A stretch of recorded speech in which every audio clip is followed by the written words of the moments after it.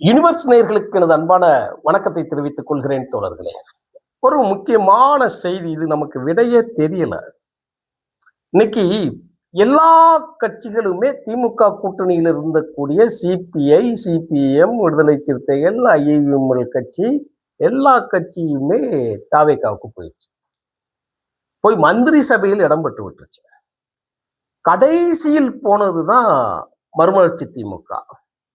ஆனால் என்னைக்கு வைகோ அவர்கள் தாவேகா கூட்டணி போக வேண்டும் என்கின்ற பேச்சு வந்துச்சோ, அன்னையில இருந்து பாத்தீங்க அப்படின்னா திருமாவளவனை விட்டுட்டாங்க, கம்யூனிஸ்ட் சண்முகம் அவர்களை விட்டுட்டாங்க, வீரபாண்டியன் விட்டுட்டாங்க, அப்புறம் காதரை விட்டுட்டு எல்லாமே போக்கஸ் ரெடி அட்டாக் அப்படிங்கிற மாதிரி பாளைய செத்து போனவன் நூற்றாண்டுக்கு முன்னாடி கல்லறைக்கு போனதெல்லாம் தூக்கிக்கிட்டு வெளியே வந்து எதிர்க்கிறாங்கன்னா, யாரை பார்த்து எத்தனை பேரும் இருக்கக்கூடிய அத்தனை பேரும் எதிர்க்கிறாங்கன்னா அங்கதானே உயிர் இருக்குன்னு அர்த்தம், அங்கதானே உங்களுக்கு செய்தி இருக்குன்னு அர்த்தம். இங்க பாருங்களேன், ஒரு செய்தி பாருங்க. இந்த செய்தியை நான் யாருன்னு சொல்றேன்.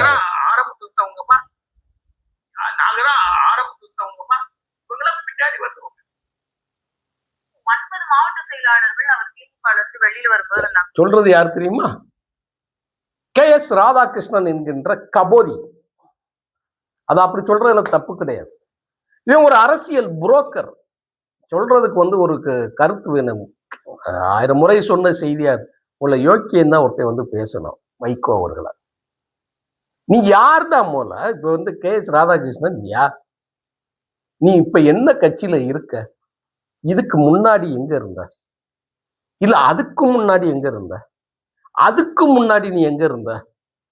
சந்தி சிரிக்கக்கூடிய ஒரு கேவலமான இழிப்பிறவி இப்ப பேசுறாப்ல. இப்பயும் 1993 வைகோ அவர்களை ஒரு குற்றச்சாட்டின் அடிப்படையில் கருணாநிதியை கொலை செய்ய முயற்சி என்கின்ற ஒரு பொய் பழிக்காக போட்டதுனால வெளிவந்த கும்பல்ல இவரும் கூட்டம் கூட்டம் கூட்டம் பார்க்க கூட்டம் கூட்டம் அந்த மாதிரி அவ்வளவு பெரிய எழுச்சி இருந்தது. இன்னைக்கு விஜய்க்கு இருக்கு இல்லையா, அப்படி எழுச்சி அன்னைக்கு இருந்தது. அதுலலாம் நாங்க எல்லாருமே, நீங்க தமிழ்நாட்டில் இன்றைக்கு 50 வயதை தொட்டவர்கள்ல இருந்து இந்த above 45 நீங்க எடுத்து பார்த்தீங்கன்னா எல்லாம் அங்கதான். அப்படித்தான் நடந்தது. அப்பத்தான் சொல்றாப்புல, நாங்க கூட்டிகிட்டு வந்தோம் திருப்பி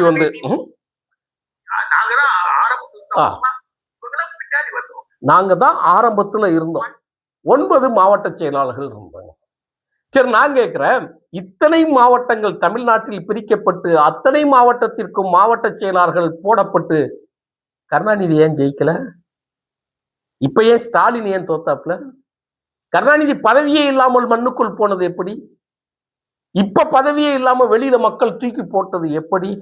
துரோகத்தையே அரசியல் வாழ்க்கையாக கொண்டவர்கள், அவர்களின் பின்னால் இருந்து கொண்டு பேசக்கூடிய KS ராதாகிருஷ்ணன், காந்தராஜ், செந்தில்வேல் போன்ற யூடியூப் புருட்டஸ் போன்ற அந்த புருட்டஸ்களை பற்றி தான் இங்க ஒரு 5 நிமிடங்கள் நான் பேசலாம்னு நினைக்கிறேன். யார் இவர்கள்? இந்த KS ராதாகிருஷ்ணன் யார் தெரியுமா? உயர்நிலை குழுவில் இருந்து, நிர்வாக குழு கூட்டத்திலிருந்து விரட்டப்பட்ட ஒரு நபர், எந்த தலைமைக்கும் விசுவாசம் இல்லாத ஒரு நபர். KS ராதாகிருஷ்ணன் என்பவர் ஒரிஜினல் பழைய காங்கிரஸ்காரர். ஒரு சின்ன ஒரு நிமிஷம் சொல்றேன். இது முதல்ல காங்கிரஸ் கட்சியில இருந்தாப்புல. காங்கிரஸ் கட்சியிலிருந்து காமராஜரை வெளியேற்றிய பிறகு காமராஜரோட இருந்தார்.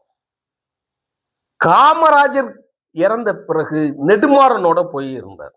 யார்? இன்னைக்கு தமிழ் தேசிய இயக்கம் இருக்கார் இல்லையா, நெடுமாறன். நெடுமாறன் கூட இருந்துகிட்டே ஜனதாதளத்துக்குங்கிற கட்சிக்கு வேலை பார்த்துக்கிட்டு இருந்தார். ஜனதாதளம் கட்சியில இருந்துகிட்டே திமுகவுக்கு உள்ள போனார். திமுகவுல இருந்துகிட்டே மறுமலர்ச்சி திமுகவுக்கு பின்னாடி வந்தார். மறுமலர்ச்சி திமுகவுல இருந்துகிட்டே பின்னாடி அப்படியே திமுகவுக்கு உளவு வேலை பார்த்தாப்புல. திமுகவுல இருந்துகிட்டே அப்படியே அதிமுகவுக்கு போனாப்புல. அதிமுகவுல இருந்துகிட்டே மூச்சு முட்டுதா திருப்பி அப்படியே மதிமுகவுக்கு வந்தாப்புல. மதிமுகவுல வந்துட்டு திருப்பி அப்படியே திமுகவுக்கு போனாப்புல. திமுகவுல இருந்து ஸ்டாலின் இருக்காப்புல. இப்ப கருணாநிதி இறந்த பிறகு போய் காங்கிரஸ் கட்சியை போய் திட்டினா. எப்ப? அப்ப இருக்கக்கூடிய காங்கிரஸ் கட்சியை கார்கே அவர்கள் காங்கிரஸ் கட்சியோட தலைவராக தேர்ந்தெடுக்கப்பட்ட பிறகு திமுகவின் செய்தி தொடர்பாளராக இருக்கக்கூடிய KS ராதாகிருஷ்ணன் கார்கே சித்தமிட்ட உடனே காங்கிரஸ்க்காக இவர் தூக்கி குப்பையில போட்டாங்க. காத்திருந்து என் அரசியல் வாழ்க்கை போயிடுச்சு, என்னோட அரசியல் வாழ்க்கை போச்சு, என்னை கெடுத்தது இப்படி, நாங்கெல்லாம் இருந்தா அப்படி நடந்திருக்குமா, நீங்கெல்லாம் இருந்தா இப்படி நடந்திருக்குமா. இப்ப பிஜேபியில இருக்கு.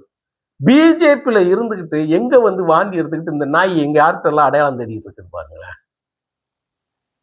உன் கட்சியை பத்தி பேசி, இதுக்கு முன்னாடி இருக்கக்கூடிய அதிமுக பேசு. அதிமுக இப்பொழுது கரைந்து சிதைந்து ஒடுக்கப்பட்டு நசுக்கப்பட்டுக்கிட்டு இருக்கக்கூடிய அந்த எடப்பாடியை பத்தி, அது காரணமான சசிகலாவை பத்தி, அது காரணமான தினகரனை பத்தி, அது காரணமான ஜெயலலிதாவை பத்தி நீ பேசு.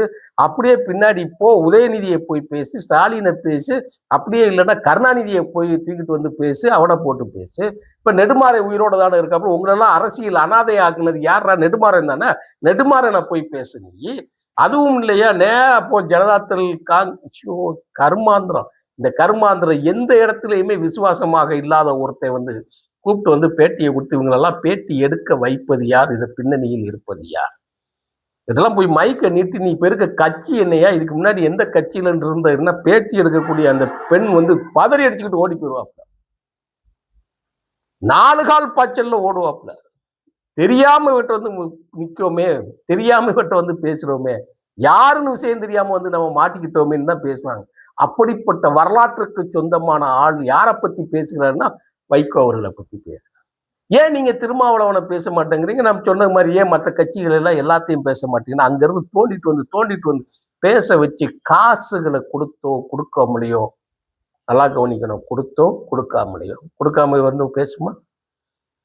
முதல்ல இந்த கட்சி பிஜேபியில இருந்துகிட்டு நேரடியா எந்த கட்சிக்கு போய் வந்து குறைச்சிக்கிட்டு இருக்கா அப்புறங்கிற விஷயத்த தெரியும். அப்ப நேரடி எதிரி திமுகவை பற்றி தாக்காமல், நேரடி எதிரியாக இருக்கக்கூடிய காங்கிரஸை பற்றி தாக்காமல், நீங்க மதிமுகவையும் அதோட தலைவர் வைகோ அவர்களையும் பத்தி பேசுறேன்னா அப்ப நீ யார்? அது தெரியுது இல்லையா? நீங்க எல்லாம் யார்? நீங்க ஒட்டு மொத்தமா இன்னொருத்தர் வெளிநாடுகள்ல இருந்து இன்னொருத்தர் மாமல்லபுரத்துல இருந்து மல்லை சத்யாங்கிற ஒருத்தரை கூட்டு வந்து உட்கார வச்சு அப்படியே செய்தியை கொடுத்து அந்த செய்தியை அப்படியே பேப்பர் நியூஸ்ல போட்டு எப்படி சொன்னா தெரியுமா? 2 வரலாறு உங்களுக்கு சொல்றேன். உயர்நிலைக்குழு கூட்டம் நடக்குது. அந்த கூட்டத்துல இவங்க வந்து பேசுறாங்க. கிடைத்த ஒரு முக்கியமான செய்தி, இங்க நடக்கக்கூடிய உயர்நிலை கூட்டத்தோட செய்தியை அலைபேசி வழியாக திமுகவின் தலைமைக்கு சொன்ன பேரு KS ராதாகிருஷ்ணன் சொல்றாங்க.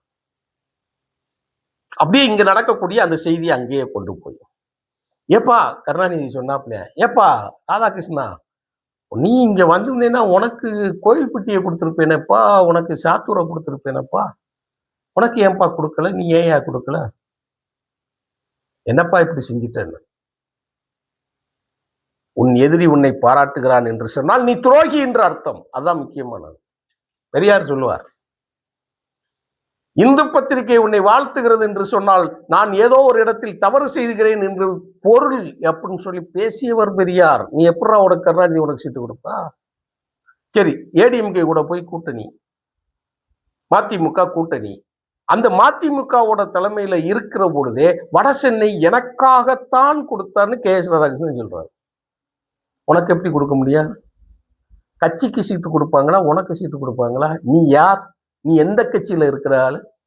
நீ மறுமலர்ச்சி திமுக இருக்கியா? அதிமுக இருக்கியா? அப்ப தென் சென்னையை வந்து எனக்கு கொடுக்கவே இன்னைக்கு வரைக்கும் வாழ இருந்த பள்ளி காத இருந்த பண்ணி மாதிரி கத்திக்கிட்டு கிடக்குதுன்னா 25 வருஷத்துக்கு மேல மாறி, நான் சொன்னேன் இல்லையா, மூச்சு முற்ற அளவுக்கு இருக்கிற எல்லா கட்சிக்கும் போயாச்சு. இந்த விஜய் கட்சிக்கு தான் வரல. கூடிய சீக்கிரத்துல வந்துருவாப்புலன்னு நினைக்கிறேன். அப்படி ஜெயலலிதா வந்து இவங்களுக்கு சீட்டு கொடுத்தாங்களாம். இன்னொன்னு ஒரு கிளைமாக்ஸ்ல ஒண்ணு சொல்லட்டுமா? கலைஞர் கருணாநிதி கைது செய்யப்பட்டு ஜெயலலிதா அவர்கள் இழுத்து சென்ற போது அந்த காணொலியை சன் டிவியில நான் தான் கொடுத்தேன். நான் ஒரு கேள்வி கேட்க, முரசொலி மாற அங்க இருந்ததுல ஒரு நியாயம் இருக்கு. நீ எங்க இருந்த? உனக்கு எப்படி தகவல் கொடுத்துச்சு? அப்ப ஜெயலலிதா அவர்களுடைய கைப்பாவையாக கை காட்டியாக நீ செயல்பட்டியா? கேப்பல்ல. இப்ப நாஞ்சில் செம்பத்தை சொல்லுதாப்புல திமுகவை ஆதரிச்சு மறுமலர்ச்சி திமுகவை எதிர்க்கிறாப்புல பேசுறாருன்னா, அப்ப திமுகவுக்கு ஆள் சேர்க்கக்கூடிய மதிமுகவே நாஞ்சில் சம்பத் எப்படி நீ இருப்ப? இப்ப நீ பிஜேபியில இருந்துகிட்டு சன் டிவில இருக்கக்கூடிய அந்த செய்தி தொகுப்பு போய் கொடுக்கறதுக்கு நான் தான் காரணம்னு சொன்னியே, நீ எப்படி போனாங்க?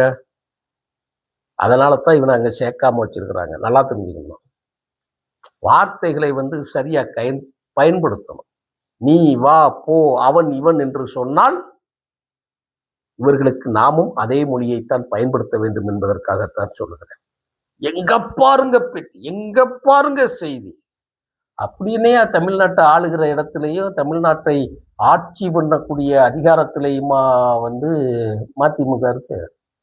ஏன் நீங்க அந்த அளவுக்கு பேசுறீங்க? அப்போ உங்களுக்கு ஏதோ ஒரு காரணம் இருக்கிறது, உங்களுக்கு யாரோ ஒருவர் தூண்டி விடுகிறார்கள் என்பதற்காகத்தான், உங்களுடைய பொய்முகத்தை அம்பலப்படுத்துவதற்காகத்தான் யூனிவர்ஸ் மூலமாக நான் பேசுகிறேன். திராவிட முன்னேற்ற கழகம் என்கின்ற ஒரு இயக்கம் திராவிடம் என்கின்ற சொல்லை வைத்துக்கொண்டு கருப்பு சட்டையை போடுவதைப் போல் நடித்துக்கொண்டு தந்தை பெரியாரையே இவர்கள் திட்டும் காலம் கூடிய சீக்கிரம் இல்லை, கூடிய விரைவில் நடக்கும். அப்பொழுது இவர்கள் பிஜேபியில் சங்கமிப்பார்கள். நன்றி, வணக்கம் தோழர்.